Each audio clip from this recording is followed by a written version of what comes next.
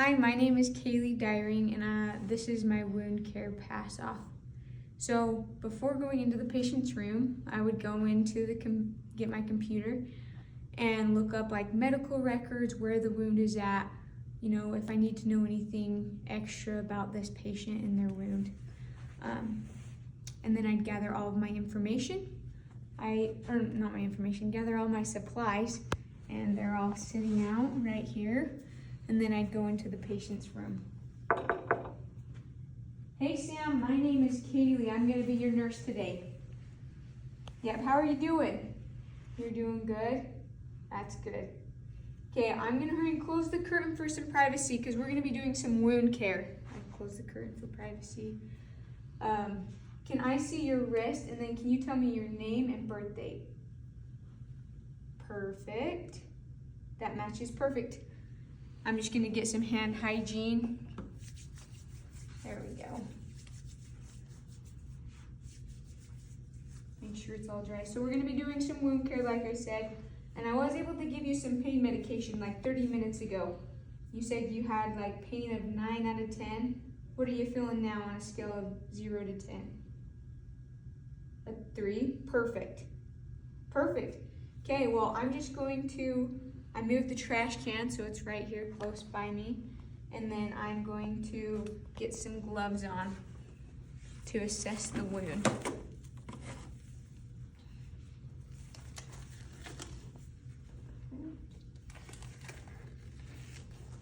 Okay, Sam, I'm just gonna pull these blankets down and look at your wound, okay? Okay. And then I'm just gonna keep the privacy of the patient.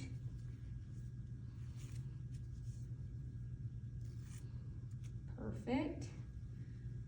Okay, so when taking off the dressing, what you're gonna do is you're gonna do like a push-pull method so that it doesn't rip any hair or hurt the skin as much. Take the skin off. Perfect. And then I would look at the dressing for the amount, type, odor, and color. Everything looks good. The amount is normal. It looks like it's serosanguinous, a little red within the color of it, and no smell. I would throw this into the trash can right there, and then I'm going to measure the depth of the wound right now.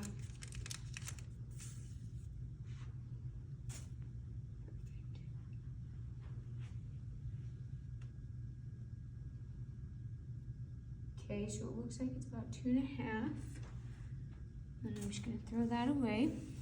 Okay, then I'm gonna take off my gloves. Do you have any pain so far as I've taken off the bandage and kind of looked at your wound, Sam? No? Okay. So then I'm just gonna get some hand sanitizer. This is gonna be my sterile field. I am going to then turn this around, open it to the outside, and then bring this over here. I'm then gonna grab some sterile gloves.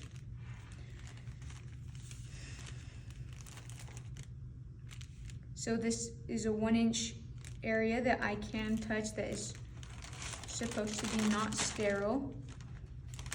There we go.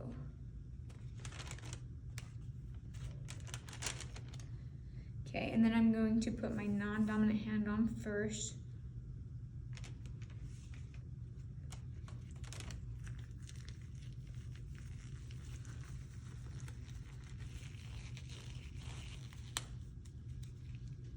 Then I'm going to grab this hand.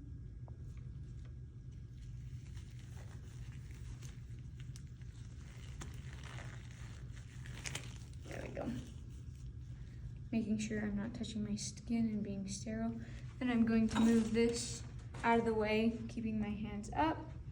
And then going to grab this, another pair of gloves, and set them down. I'm gonna grab my sterile field, making sure I'm not shaking it at all, and just laying it out on the table. Oops. Okay. Then I'm going to get all of the stuff out, making sure that I'm not touching the edges. because when touching the edges, that is considered unsterile.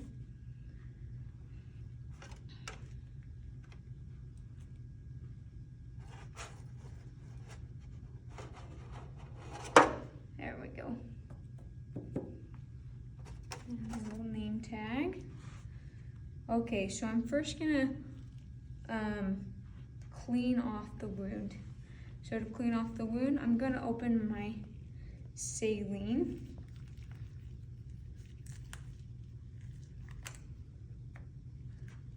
I'm going to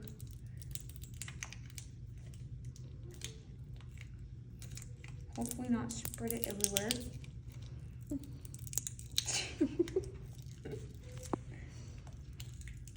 There we go. Okay, gonna throw that away. And then I'm going to put the saline in my little Tupperware. And then I'm gonna throw this away. I'm gonna kind of separate out this gauze because you're gonna be using it to dry things and to, you know, wash the wound. So then I'm going to put this in here, like this. Okay. So to clean the wound, you gotta clean from top to bottom and then center to the outside. So we're going to be cleaning. Perfect. And then what I would do is get that red baggie and set it out and throw this stuff away, but since I didn't, we will just take this trash out.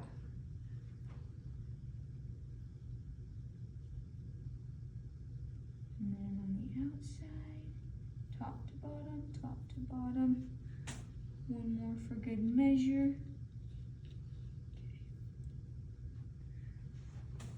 Okay. And this is still sterile on this hand, so I'm gonna grab these.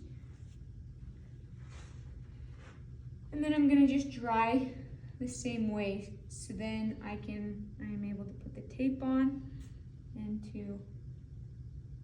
just not push super hard or drag, just kind of tap it along so it doesn't tear anything more. And then I'm going to take my sterile gloves off.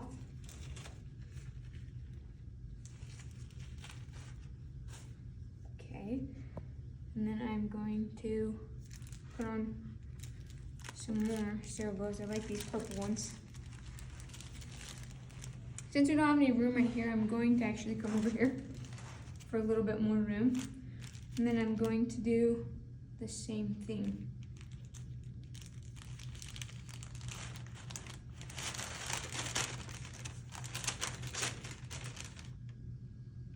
Non-dominant hand first.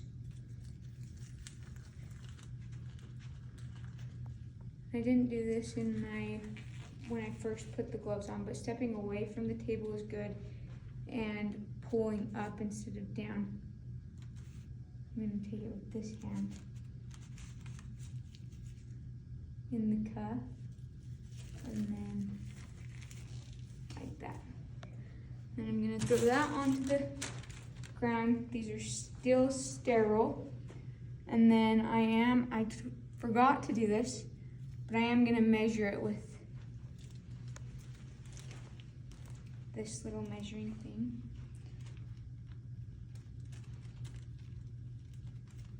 I'm gonna go to inches. Oops, there we go. And then it looks like it's 5 inches by 1.5. And I'm just gonna throw that away. Then usually sometimes they prescribe medications, topical medications to put on the patient's wound. And while I'm doing this, I would also ask Sam if he is in pain while I'm doing the wound care.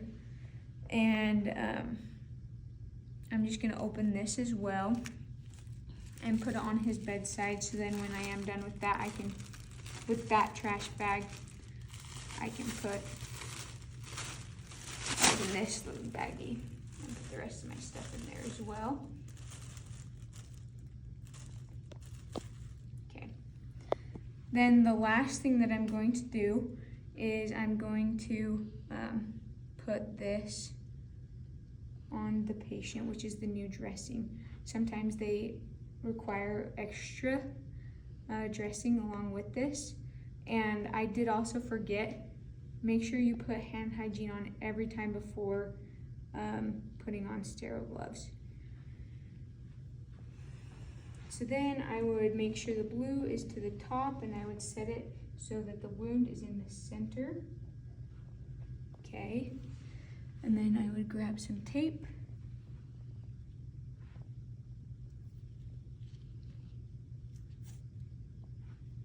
Actually,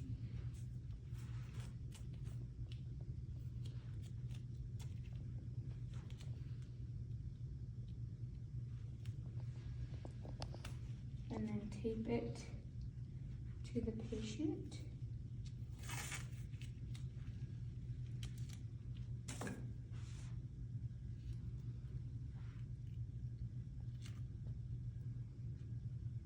And I would pull this up a little bit.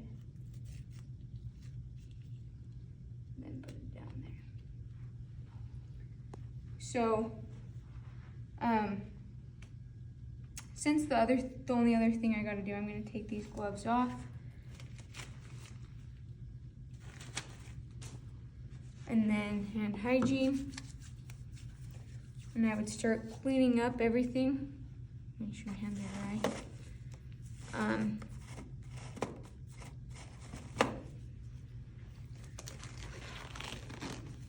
Since I'm not touching the wound at all or doing like just putting this, I'm just gonna grab this and put this on the top. This says when I was able to put the dressing on, as well as a signature from me, and I would put that on to the wound.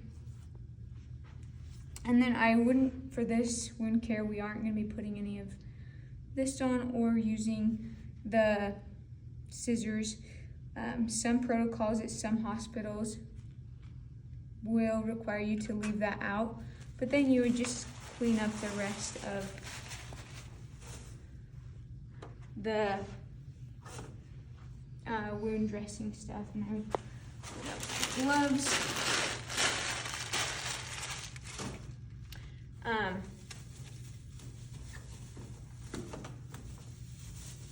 And then I would put this bag into here for biohazard use, and I would put it in my biohazard safety. I would also tie it up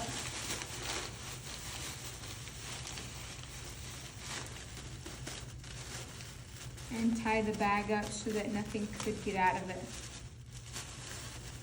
if I can. There we go. And pretending like this is a biohazard place right there. I would put in a new bag, and then I would, before working a lot, it's easy to put this into a better working position. So like pushing it up and then putting it down into a comfortable position when they're done. I didn't do that at the start, but I was able to get to this site pretty easily. And oftentimes you can take this rail down too to help get to the wound easier, but I'm short enough that it's okay. And then I am going to cover the patient up. Sam, is there anything else you need before I leave? No? Okay. So I was able to clean my area up. I asked if he was doing okay. I put the call light down, and usually when you do wound care, you check it once a shift unless there are other complications or things that need to be addressed to the wound while during your shift. And yeah, then I would just throw this away, do hand hygiene. I would put another plastic thing in there, but it's not there at the current moment. And then that's all.